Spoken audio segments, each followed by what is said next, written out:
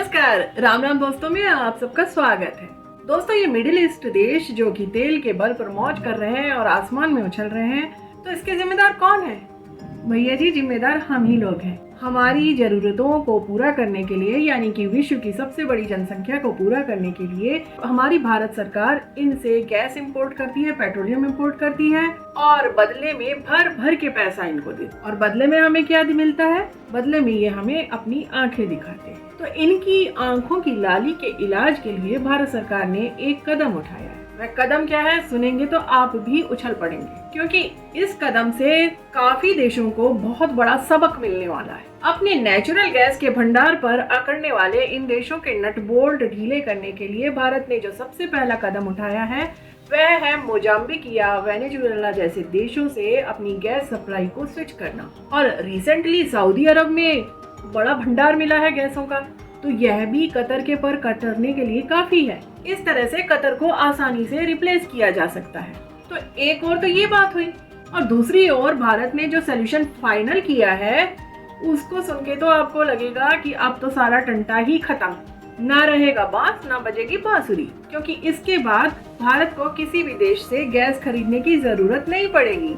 दोस्तों, अगर energy demand के हिसाब से देखा जाए तो भारत इस वक्त सबसे ज्यादा एनर्जी इंपोर्ट करने वाला देश बन चुका है, जिसका फायदा सीधे सीधे इन देशों को मिलता है। इस बात का अंदाजा आप इस जानकारी से लगा सकते हैं कि 2023 की एक फाइनेंशियल ईयर खत्म होते होते भारत $210 बिलियन का पेट्रोलियम इंपोर्ट करने वाला है। इसमें सबसे बड़ा एक्सपोर्टर है कतर, जो 7 से $7.5 बिलियन भारत को एक्सपोर्ट करता है। तो देखिए, कतर को तो हमेशा ही भारत की जरूरत पड़ेगी, लेकिन इसके ठीक उलट हमारे 8 सैनिकों को फांसी की सजा सुनाकर कतर ने जो गेम सजाया है उसका अब बाजा बजाने के लिए भारत सरकार ने भी कमर कस ली है, जिसके चलते हाल ही में भारत सरकार के पेट्रोलियम मंत्री हरदीप सिंह पुरी जी ने अनाउंसमेंट किया है कि जल्द ही हम सीएनजी और पीएनजी गैसों में बायोगैस का मिक्सिंग करना शुरू करेंगे और धीरे धीरे करके इसकी कैपेसिटी बढ़ाई जाएगी। दोस्तों, इस वक्त भारत सरकार का यह लिया हुआ फैसला सबसे बड़ा फैसला माना जा रहा है। Recently national biofuel ordinance committee में यह फैसला लिया गया कि पीएनजी और सीएनजी गैसों में बायोगैस मिक्स की जाए। नतीजा यही निकला कि अभी फिलहाल तो बायोगैस का परसेंटेज 1% ही मिक्स होगा, लेकिन धीरे धीरे इसे बढ़ाकर 5% तक करने की योजना है, जो कि 2028 तक शुरू करने का विचार किया गया है।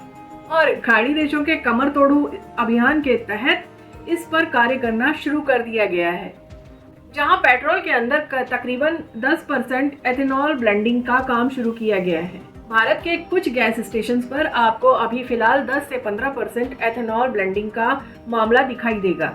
2023 तक हमारा यह टारगेट है कि एथेनॉल की यह ब्लेंडिंग इस परसेंटेज से बढ़ाकर तकरीबन 20% तक कर दी जाए।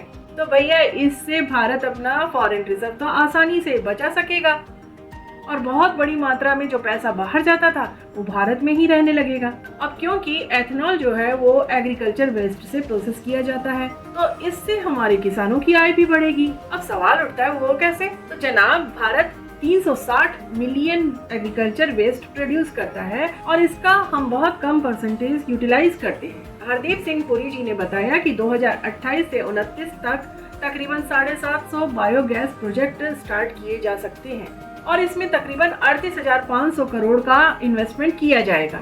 भारत के अंदर एशिया की सबसे बड़ी बायोगैस प्लांट सेटअप की फैक्ट्री सेटअप की जा चुकी है, जहां पर किसान हाथ से बने हुए इन प्लांट्स को खरीदकर अपने फार्म हाउस में सेट कर सकता है और वहां से आसानी से सीएनजी गैस प्रोड्यूस कर सकता है। तो भारत के अंदर यह अनाउंसमेंट बायोगैस इंडस्ट्री को इम्प्रूव करने के लिए एक बहुत बड़ा कदम है और भारत के इस फैसले से कतर सहित कई देशों को लगा ना जोर का झटका धीरे से, क्योंकि इससे उनको लग गया है कि भारत अब अपनी ओवरऑल गैस की जो जरूरतें हैं उनको कम कर लेगा। आपके हिसाब से भारत द्वारा लिया गया यह जो कदम है वो कितना सही है, हमें कमेंट बॉक्स में जरूर बताएं। वीडियो अगर अच्छा लगा हो तो इसे जरूर शेयर करें और मेरे चैनल को सब्सक्राइब करके बेल आइकन बटन जरूर प्रेस करें। तो मैं लेती हूँ विराम और अगले वीडियो तक कहती हूँ राम राम।